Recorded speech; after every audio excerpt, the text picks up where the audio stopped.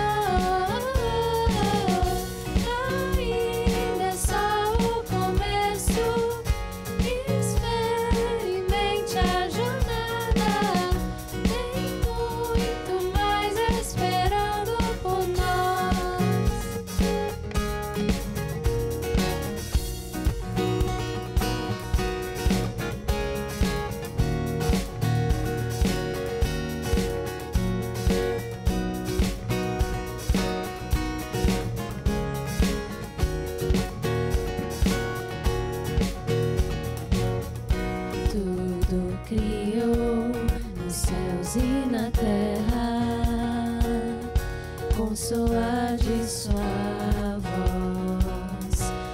soar de sua voz.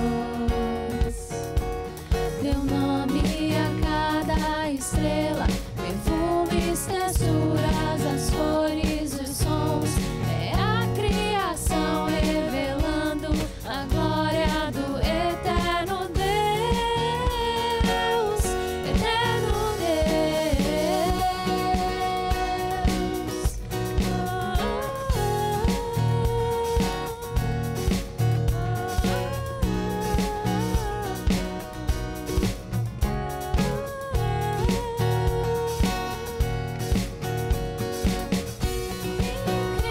Incrivelmente é pouco, não pode se comparar.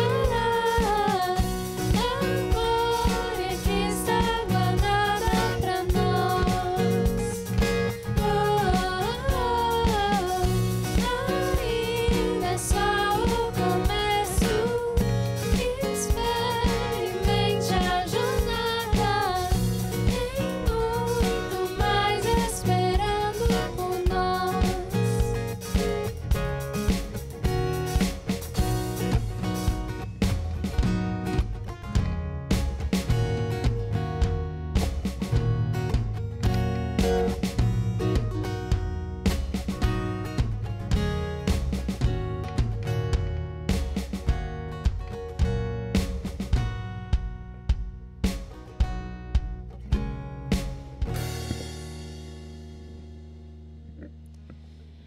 Pai amado, Senhor, que diante do Teu amor, diante do Teu sacrifício, Pai, que os nossos corações estejam quebrantados e que tudo que a gente faça seja para a Tua honra e glória.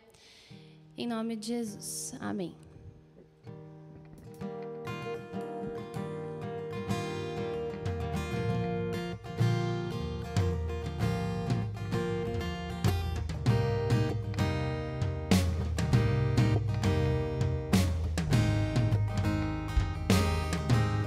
Eu olho para a cruz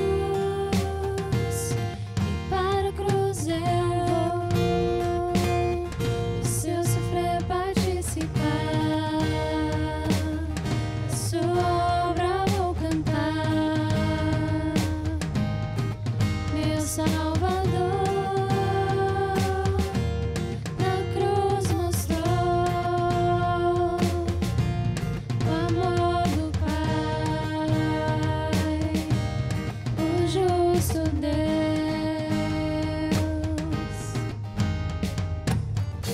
Pela cruz me chamou gentilmente, me atraiu e eu, sem palavras, me aproximo, quebrantado por seu amor.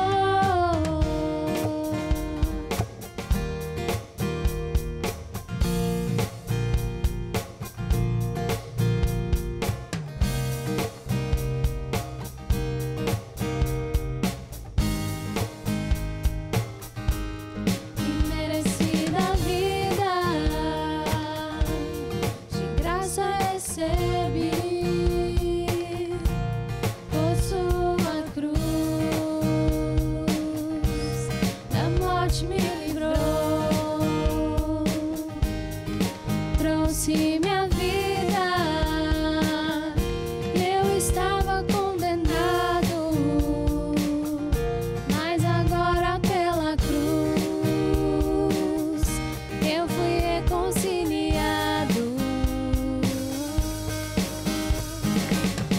Pela cruz me chamou gentilmente, me atraiu e eu, sem palavras, me aproximo, quebrantado por seu amor.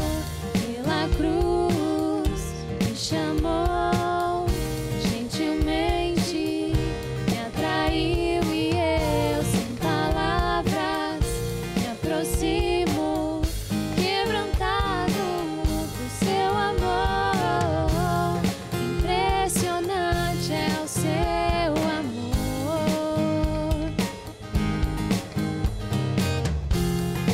Me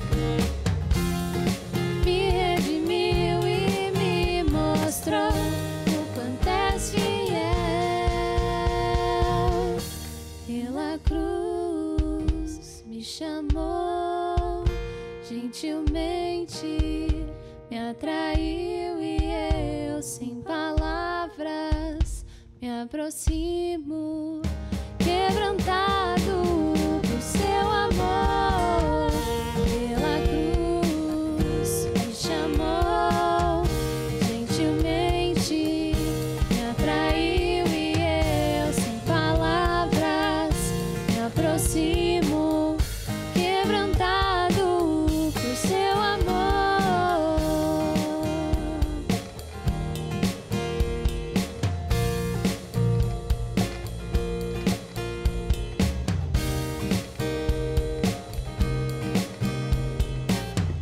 Quebrantado por seu amor.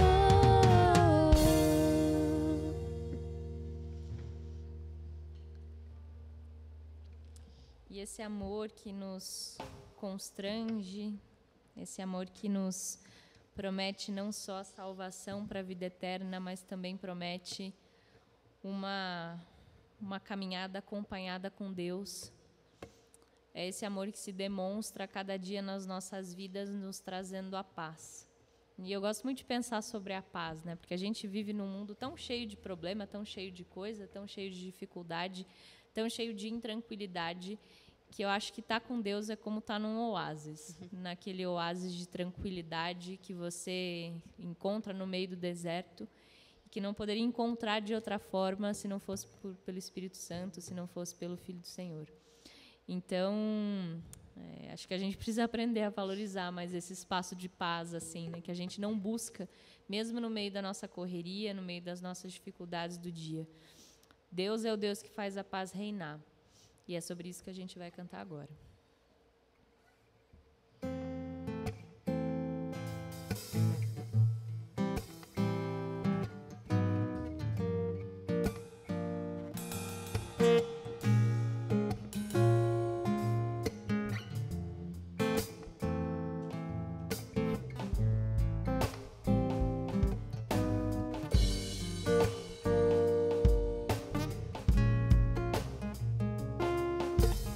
Tua voz é como um rio de águas claras que corre sem pressa.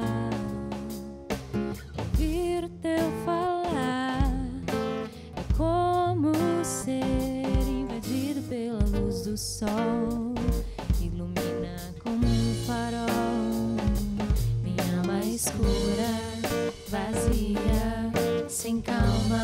Essa paz que excede entendimento eu quero conhecer, não só ler ou falar, mas provar e aprender a viver em meio a um furacão.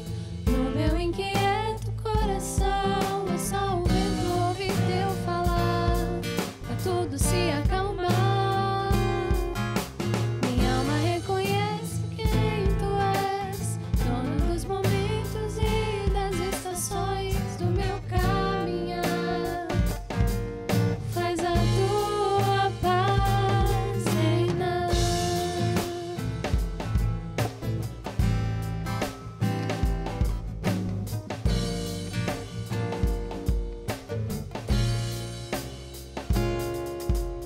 Tua voz é como um rio de águas claras que corre sem pressa. Ouvir o seu falar é como ser invadido pela luz do sol, ilumina como um farol minha alma escura, vazia, sem calma. Essa paz que excede entendimento eu quero conhecer, não só ler ou falar, mas provar e aprender a viver em meio ao furacão. No meu inquieto coração é só o vento ouvir teu falar pra tudo se acalmar. Minha alma reconhece quem tu és, dono dos momentos e das estações do meu caminhar. Faz a tua paz em meio ao furacão. No meu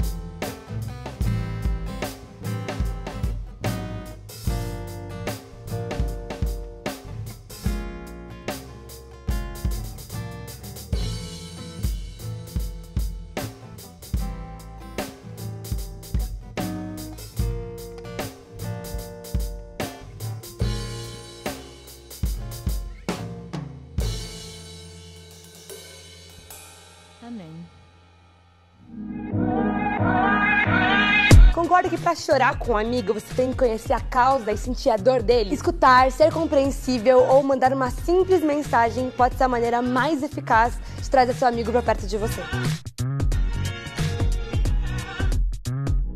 Conversando e ouvindo, você vai poder perceber se seu amigo precisa de uma ajuda ou um conselho seu, ou se na real ele está passando por algo muito específico que só um profissional da saúde pode ajudar. Como seguidores de Jesus, somos chamados a compartilhar com o mundo seu amor e a sua luz. É muito importante a gente ter sensibilidade na maneira e como a gente fala com as pessoas que estão passando por diversos problemas que nós não conseguimos ajudar. A primeira coisa que a gente precisa entender é que depressão, ansiedade ou qualquer outro distúrbio não podem ser encarados como falta de Deus. Lá em Romanos 12:15 diz: alegrem-se com os que se alegram, chorem com os que choram. O menor ato de compaixão pode mudar a vida da pessoa e abrir portas para que você seja a expressão de Jesus no meio de todo o problema. Pode não parecer que você está compartilhando a sua fé, mas estar disponível e se fazer presente para pessoas em necessidade é a melhor forma de compartilhar Jesus com ela.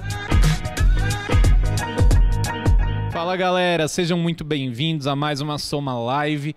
Hoje nós estamos encerrando essa nossa conversa sobre Setembro Amarelo e um pouquinho sobre saúde mental na igreja, né? Acho que esse tem sido um tema muito discutido na sociedade e que muitas vezes nós, como membros da sociedade, nos esquecemos de falar disso num ambiente tão parte da sociedade, tão constituinte que é a própria igreja. E aí a igreja acaba cega para questões que são tão delicadas. E hoje, para conversar um pouquinho com a gente tem um convidado bem especial. O nome dele é Sérgio Mascoli, ele é um filósofo formado pela Claretiano, também é psicólogo pela Faculdade Paulistana e mestre em psicologia pela Universidade de São Marcos. Ele é um especialista em psicanálise pelo Centro de Estudos Psicanalíticos, que é onde ele atua também, e especialista também em sexualidade humana. O Sérgio ele é um conhecido do Jafé, um amigo do Jafé, e ele tem uma história toda trabalhando com saúde mental, trabalhando com cuidado do outro, e é por isso que a gente convidou ele para bater um papo aqui com a gente um pouquinho sobre a questão delicada do suicídio. A igreja às vezes foge dessa pauta, nós como pessoas da igreja muitas vezes fugimos dessa pauta, mas cada vez mais a gente vê notícias aí de pastores, de irmãos se suicidando, e eu acho que é um assunto muito importante para que a gente discuta como igreja. Então segue aí, não desconecta, vamos acompanhar que vai ser bem massa, tá bom? Tamo junto! Bom, eu quero agradecer o convite para poder falar do movimento Setembro Amarelo e fazer uma pequena reflexão sobre esse movimento que surgiu alguns anos atrás, justamente para trazer à tona uma questão que muitas vezes fica escondida debaixo do tapete, né? E a ideia do Setembro Amarelo, então, é justamente tirar o tapete, né, de onde as coisas foram colocadas e a gente conseguir fazer uma reflexão, então, do conteúdo que estava debaixo do tapete, para que seja feita, então, uma faxina, né? Uma preparação para que as coisas fiquem um pouco melhores. Bom, o Setembro Amarelo, como eu falei para vocês agora, é um movimento que se estabeleceu de alguns anos para cá através da ação pública, não tem vínculo governamental, político, ideológico, é somente mesmo um momento para a gente poder fazer uma reflexão sobre um tema tão importante, tão sério e que é preocupante porque é um problema de saúde pública, é uma das condições de contaminação mais altas do planeta. Muitas pessoas morrem por suicídio por dia em todo o planeta. Então, tratar desse Setembro Amarelo é justamente tratar de um alerta, né? De um alerta que a gente possa, amarelo no sentido de piscante, para que a gente possa chamar a atenção sobre isso. O mês de janeiro tem sido chamado do Janeiro Branco, que é justamente o movimento em que se faz uma reflexão sobre a questão da saúde mental. Aí é uma abertura também para que a gente possa tratar dessas questões. Então, eu queria trazer para vocês a questão de que a palavra suicídio, ela vem do latim, sui, né, que significa a si mesmo, e sedere, que significa matar, golpear, ferir-se mortalmente, tá? Então, a palavra suicídio foi usada pela primeira vez pela teologia, lá pelo século XII da era cristã, justamente por um teólogo que estava tentando definir esse fenômeno que já acontecia naquela época, tá? Lembrando, fazendo um pequeno parênteses, que houve uma tradição cultural, não muito longe do nosso tempo, em que o suicídio ele era um ato cultual, ou seja, alguém só adquiriria a honra se de fato se matasse. Dentro de uma moral muito rígida, até algum tempo atrás, e não muito tempo atrás, alguém que se implicava em algum tipo de problema, algum tipo de situação, o único recurso que ele tinha para sair dessa situação era cometendo suicídio, aí ele voltaria a ter um prestígio moral, mas já morto. Isso me parece que não é muito funcional. Então, o suicídio já é um fenômeno narrado, com textos e documentos, desde o século XII da era cristã, a partir de um filósofo francês, de um filósofo e teólogo francês. Bom, nós temos 3 possibilidades quanto à questão do suicídio. Primeiro, a ideação suicida. Ideação implica em que alguém deseja ou pensa cometer suicídio, tá? Ele só fica elucubrando, ele fica pensando, ele fica planejando, mas ele não vai ao ato, ele não vai para o segundo momento. Então a ideação suicida já é um problema desconfortável, tem a ver com relações emocionais, afetivas, e daqui a pouco vou tentar trazer. Nós temos então a segunda condição, que é de fato a intenção suicida, ou seja, da ideação de ficar desejando, querendo pensar e planejar. Nós já estamos agora no segundo momento em que o sujeito já decidiu e ele já tem um plano para poder acabar com a própria vida, tá ok? E nem sempre daquele modelo que a gente conhece, né? De uma forma violenta, mas pode produzir acidentes, pode escorregar em algum lugar, cair de uma altura sem querer, enfim, tá? Então existem muitos acidentes que muitas vezes podem esconder intenções suicidas. Então, quando a gente está falando nesse segundo ponto de intenção suicida, o sujeito já está em ação, em prática, já escolheu o jeito, o meio de conseguir executar a própria morte, mas sem o efeito morte, sem resultado morte. Então, ideação, pensar e desejar morte, é o suicídio. E intenção suicida é já começar a planejar a ação da própria morte, tá? E já é praticado, já é tentado, só que acaba não dando o resultado que ele desejava, que era o resultado morte. Não acontece. Nós temos o último estágio, que esse, infelizmente, é o suicídio consumado. Então, dentro dessas 3 condições, o suicídio é respeitado ou é observado, e é importante pontuar que todos nós humanos passamos por pensamentos de morte, mas isso não implica em ser uma intenção ou ideação suicida, tá? A gente às vezes está estressado, cansado, chateado com alguma coisa, e com isso então a gente fala, se eu morresse, se eu não existisse, enfim, mas isso não é um pensamento, uma intenção suicida. Contudo, é importante que se fale sobre isso. A ideia do movimento Setembro Amarelo é que as pessoas comecem a falar disso e não ser tratado com aquela frescura, é bobagem da sua cabeça, tira de lá, e você é firme, você tem tudo na vida. Não é por esse caminho que a gente se defende de alguém que esteja com essa fala, com essa conversa. É importante encarar isso de uma forma dialógica, ou seja, dialogando, conversando com elas, tá? Então, em cima desse breve e momentâneo introdução, é importante pontuar que o suicídio é sim um fenômeno facilmente praticado no mundo todo, tá ok? Bom, o que leva alguém ao suicídio? Muitas perguntas, né, me vêm desse jeito. Tanto no campo da filosofia quanto no campo da teologia, as pessoas me perguntam o que leva alguém ao suicídio. Bom, o que leva alguém ao suicídio, impreterivelmente, é uma alteração de consciência, tá? Alguém que teve alteração de consciência, ele pode sim ser um paciente suscetível ao suicídio. O que é alteração de consciência? Loucura? Não só. Raiva, impulsividade, contrariedade, tentativa de vingança, fazer o outro sofrer, criar um estrago no meio da família, entre os amigos, no trabalho. Então, a alteração de consciência não ocorre só nas pessoas que estão com problemas e transtornos mentais graves, tá? Lembrando que depressão é sim um transtorno mental. Tá? É importante pontuar que suicídio sempre tem duas combinações bombásticas: depressão e impulsividade.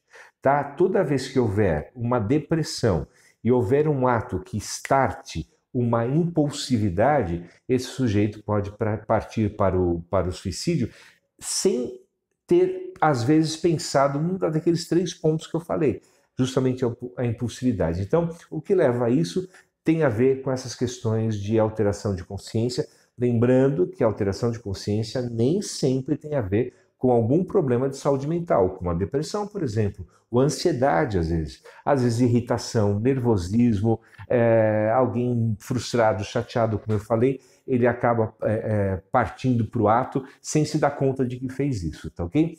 Quero considerar aqui também que álcool, droga, qualquer tipo de droga, medicações psiquiátricas tomadas sem orientação médica também podem promover problemas de saúde mental e acabar tendo como efeito a condução à própria morte do sujeito. Então, a gente vai ter um sujeito, tá, que tem um perfil, tá, ok, provocado pelo próprio ambiente, ok, pelo que ele está vivendo, uma tristeza, uma angústia, uma chateação, um diagnóstico complicado de uma doença, a separação de um problema, de um casamento, enfim, o desvínculo de alguma coisa, isso pode fazer com que haja alteração de consciência, mesmo que essa pessoa tenha saúde mental preservada.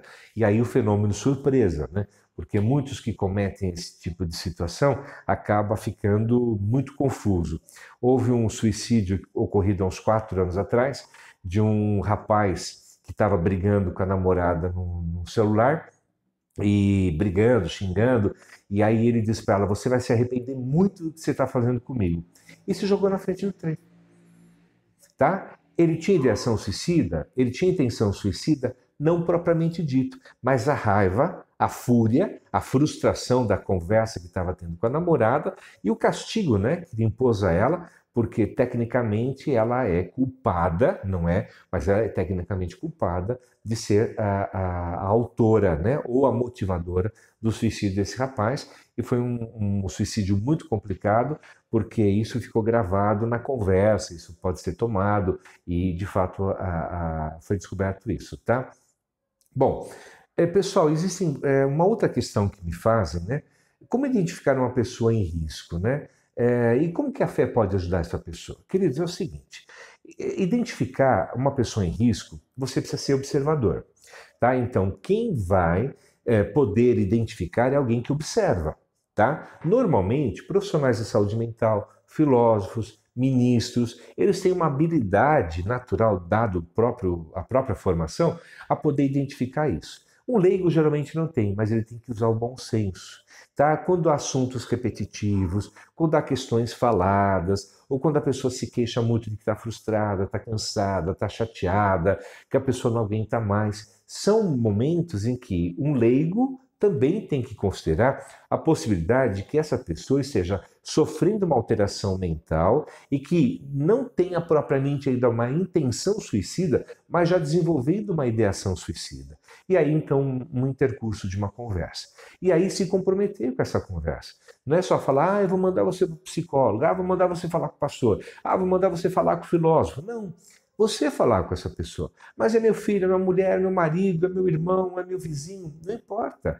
Há um comprometimento e esse comprometimento é uma questão importante. Então você pode identificar, você pode perceber, mas se você não se comprometer em auxiliar essa pessoa, conversando com ela, talvez a omissão acabe provocando sim uma ideação suicida que desenvolve para uma intenção suicida e um suicídio tentado. E se não houver morte, que bom, a possibilidade de ressignificar a vida. E se houve um suicídio consumado, já temos perdido essa pessoa. Então, é importante que quem puder ser identificador e quem é relacionado, tanto no trabalho, quanto na igreja, quanto na família, nós encontramos pessoas com essas queixas e a gente pode intervir perguntando: está acontecendo algum problema?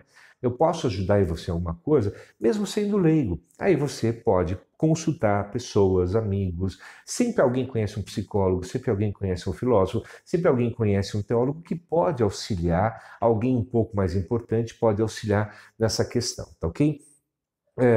Há um paradoxo em que fé, muitas vezes, é tomada como fraqueza por quem comete suicídio, tá? Ah, faltou fé. A gente tem que também sair de um pouco do fator moral de acusador, porque a moral tem dois sentidos, né? Eu tenho a moral que é positiva e ela vai sempre fazer esse sujeito que é alvo da minha moral a emancipar, superar as coisas. Tá? Então eu também tenho que mudar alguns conceitos morais se eu quero ajudar alguém.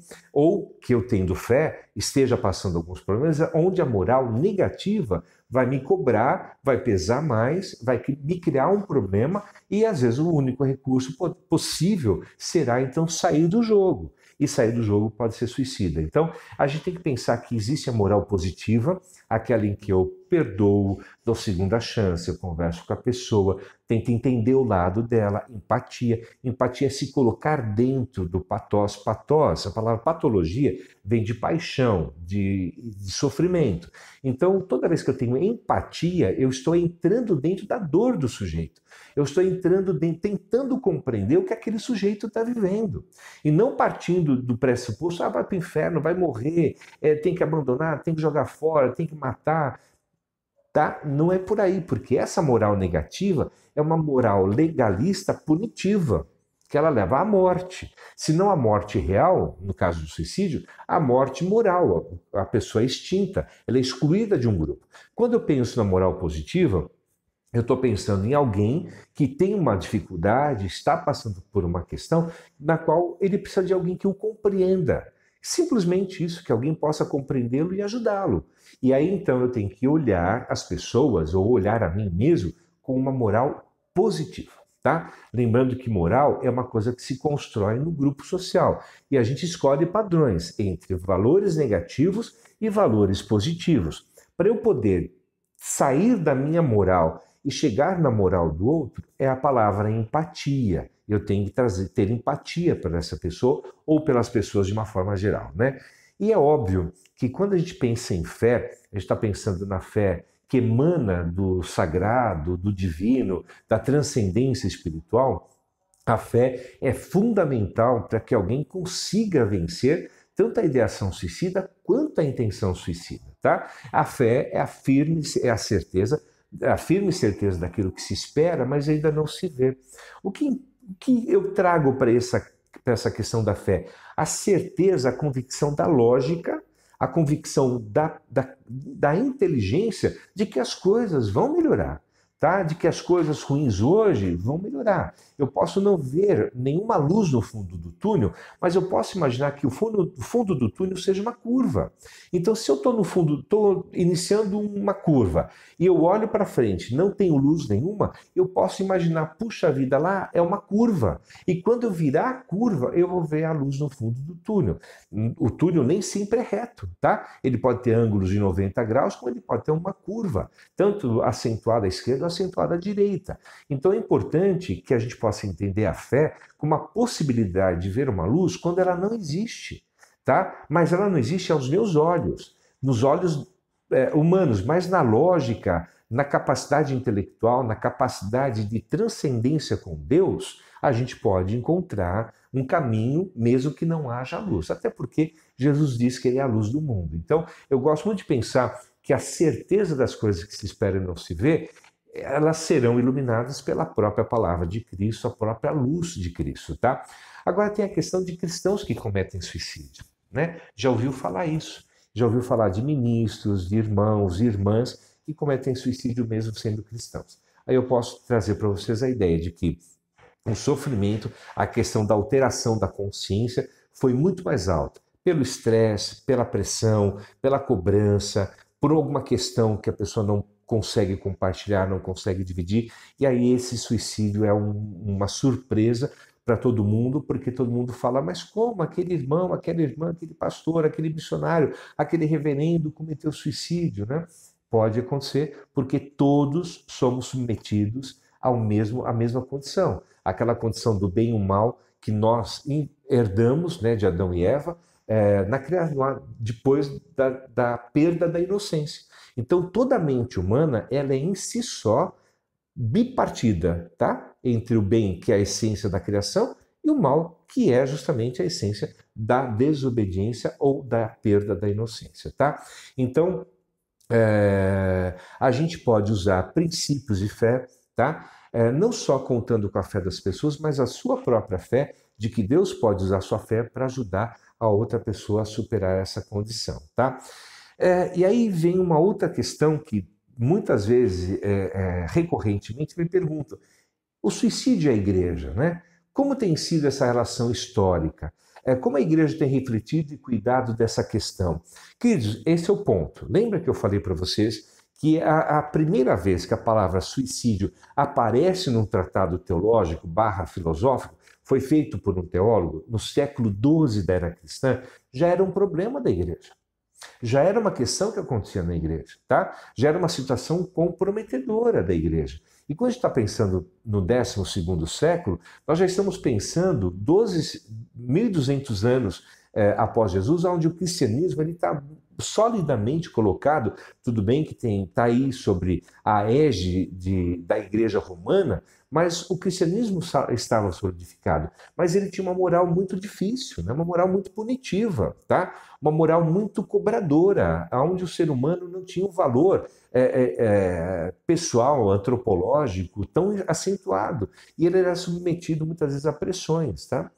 Então, quando esse teólogo / filósofo francês traz a palavra suicídio, essa palavra se torna popular. Então, a igreja tem se dado conta, desde o século XII, de uma questão que até hoje, no século XXI, 9 séculos depois, quase 1000 anos depois, essa solução não foi tratada ainda. E muitas vezes ele é colocado, lembra debaixo do tapete? Tá, vai se colocando debaixo do tapete, está na hora de o Setembro Amarelo, esse movimento, tirar o tapete de todas as coisas escondidas e a gente fazer a faxina necessária, porque o suicídio também tem um comprometimento de contaminação, assim como o coronavírus se contamina de um para o outro, o suicídio também é um ato que se contamina, daí porque ele pode ser prevenido, aí tem que fazer uma profilaxia, a palavra profilaxia significa fazer uma preparação para que a gente possa ter esse assunto fluido, tá? Não só espiritualizando todas as coisas, mas também lembrando que somos humanos e que vivemos situações muito complicadas, tá? E a igreja tem refletido muito pouco essa questão, tá? Quando a palavra questão me vem à mente, sendo filósofo, é uma questão para a gente colocar à mesa, debater e perguntar para cada um dos debatedores sentados à mesa ou sentados à cátedra o que eles interpretam dessa palavra, o que é suicídio para eles. O que o suicídio tem provocado neles? Que fantasias, que medos, que pavores ou que sensações prazerosas ou contraditórias isso pode suscitar na pessoa. Então, a partir de um debate, de uma conversa onde a moral seja sempre positiva, a ética sempre seja positiva, nunca punitiva, nunca legalista, para que as pessoas não tenham medo de falar. Para que as pessoas possam falar livremente, sabendo que elas não serão julgadas e nem apontadas, e nem acusadas, porque muitas pessoas são acusadas de falta de fé ou de falta de espiritualidade porque estão sofrendo, queridos, tá?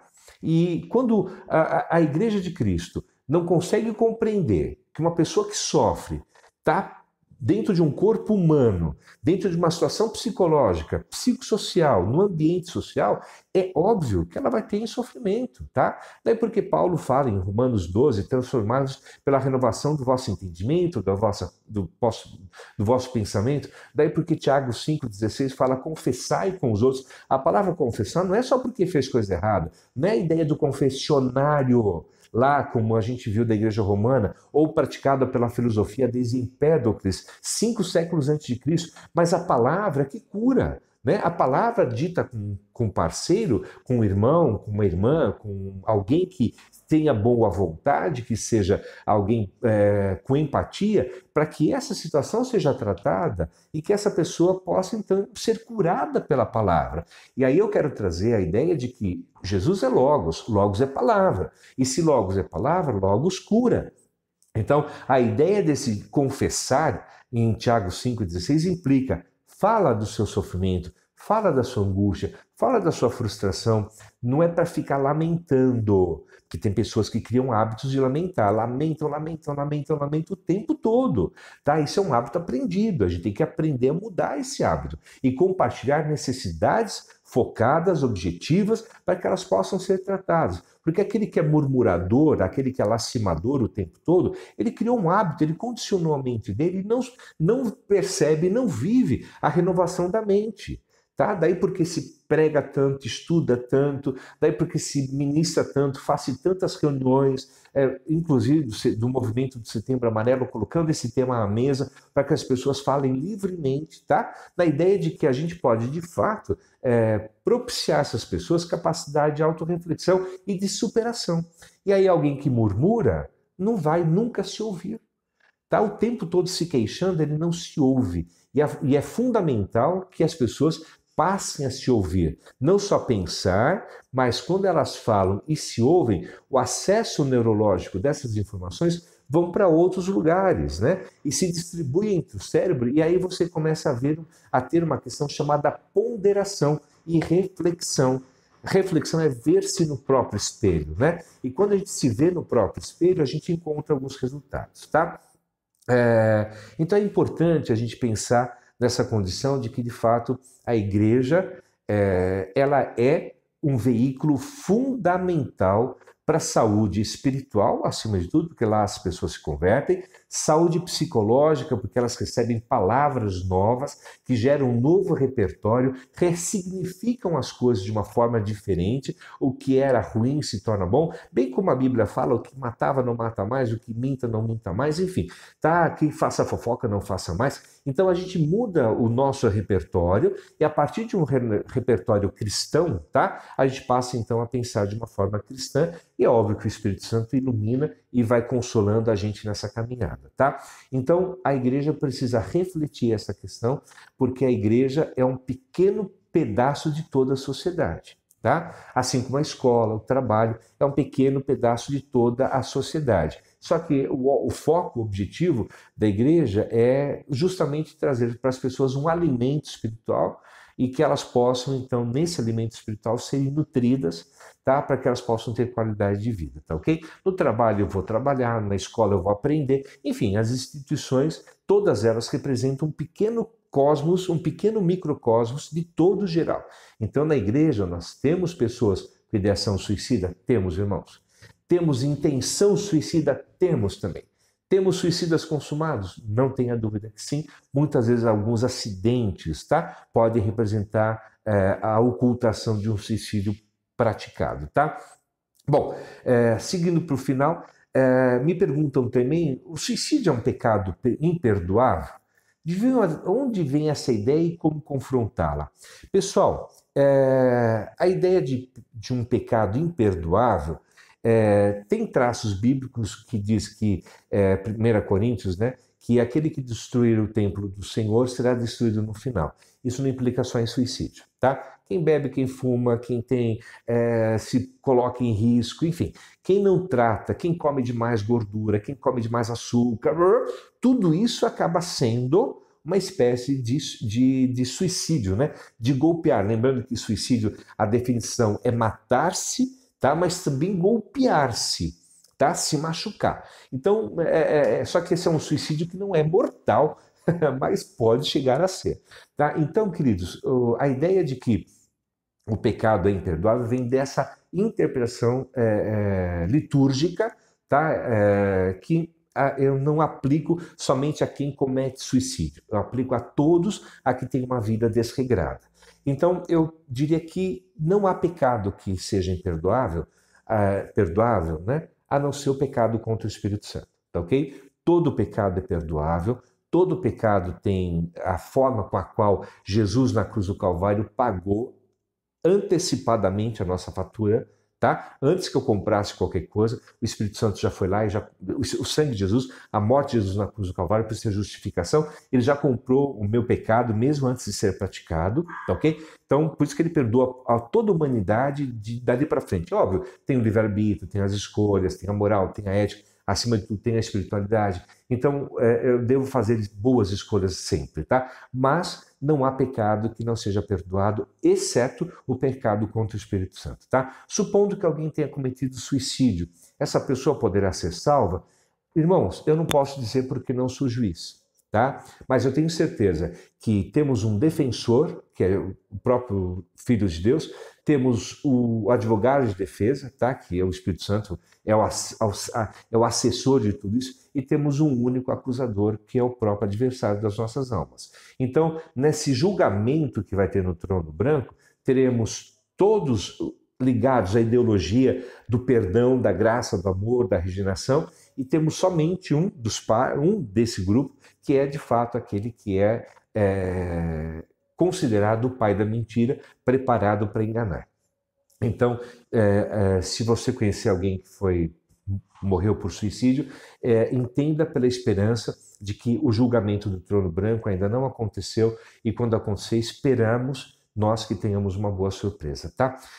Irmãos, e para terminar, eu tenho um texto de Isaías capítulo 35, verso 8, que é um texto que eu gosto muito, que eu aprecio muito, tanto pela questão de ser psicólogo, quanto a questão de ser teólogo e de ser filósofo. Eu encontro nesse versículo um lugar, uma base, um platô de reflexão muito importante. O texto de Isaías 35 diz o seguinte: e ali no final, e ali haverá uma estrada, um caminho que se chamará o caminho santo, tá? O imundo não passará por ele, mas será para aqueles, os caminhantes, até mesmo os loucos, não errarão esse caminho.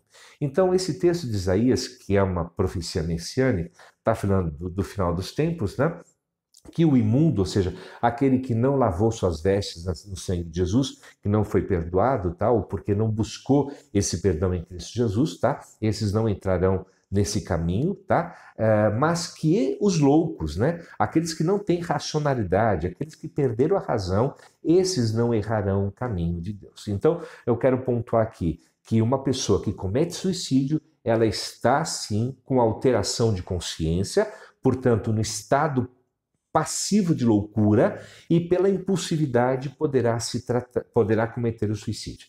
Então, o convite é: tendo depressão, seja leve, moderada ou grave, procure um profissional da saúde, procure o seu ministro para poder orientá-lo, ouça as palavras que vêm da parte de Deus, ou do cristianismo que você faz parte. Lembra que você pode ressignificar sua vida a cada momento. Todas as coisas podem ser ressignificadas, nada é destinado, não há destino. Nós podemos fazer a nossa história a cada dia, porque basta a cada dia o seu mal, amanhã é um outro dia, e o outro dia é uma outra oportunidade para eu ressignificar o meu sofrimento, a minha angústia, a minha frustração, o meu divórcio, a minha dor, o meu desemprego, a minha superação de traumas. Amanhã é um outro dia. Confie que o outro dia Deus continua gerenciando a ele. Boa tarde, boa noite, bom dia e até a próxima vez. É isso aí, galera. Eu acho que a gente deve muita gratidão aí ao Sérgio por compartilhar essa mensagem com a gente, por conversar um pouquinho sobre um assunto tão delicado. A Bíblia fala muito sobre a nossa vida, né? A Bíblia fala muito sobre vida e morte e sobre todas as outras questões muito relevantes da existência humana. Quando ela fala especificamente sobre a vida e sobre a existência, a gente tem uma mensagem preciosíssima de Jesus, quando ele diz que eu sou o caminho, a verdade e a vida. Jesus é quem tem direito à vida e Jesus é quem traz significado à vida. É isso que nós devemos buscar. Então, eu acho que essa mensagem serve para trazer atenção aos nossos corações, para trazer um olhar diferenciado aí para isso. Sérgio, novamente, muito obrigado por nos abençoar. E agora eu queria orar para que a gente encerrasse esse momento. Deus, eu te louvo porque o Senhor é bom. Apesar de toda a maldade do mundo, apesar de todo o pecado, apesar de todo o erro, mas o Senhor tem cuidado de nós. Eu te louvo porque o Senhor nos permite atentar para questões tão delicadas como essa. E te louvo pela vida do Sérgio, que tem dedicado a vida a cuidar de pessoas que sofrem com esse tipo de dor. Eu te peço, Pai, que nos dê sabedoria, nos abra os olhos para que a gente consiga ver realmente aquele que sofre e para que a gente consiga buscar trazer consolo, trazer paz, trazer a mensagem da Tua salvação, que transforma as nossas vidas. Nos permite, Pai, ser fator de diferença para o bem, para aqueles que estão em sofrimento, para aqueles que estão pensando em tirar a própria vida, para que eles entendam que nada é mais valoroso do que uma vida em comunhão contigo, do que viver uma vida do jeito que o Senhor planejou que a gente vivesse. É isso que eu agradeço e louvo em nome de Jesus. Amém. É isso aí, galera. Encerramos então essa nossa série. Espero que vocês tenham gostado, espero que isso fique no coração de vocês. E agora a gente já se prepara aí para outubro. Outubro é um mês de muitas novidades, então continuem seguindo a gente aí, seguindo nossas redes sociais. Nosso retorno acontecerá em outubro, então se preparem aí para que a gente tenha um tempo gostoso presencial juntos. E vamos caminhar juntos. A gente continua tendo nossos PGs, toda semana tem PG. Então, se você ainda não participa de nenhum pequeno grupo, manda mensagem, manda DM no Insta que a gente te inclui, tá bom? É isso aí, Deus abençoe vocês, tamo junto, até semana que vem.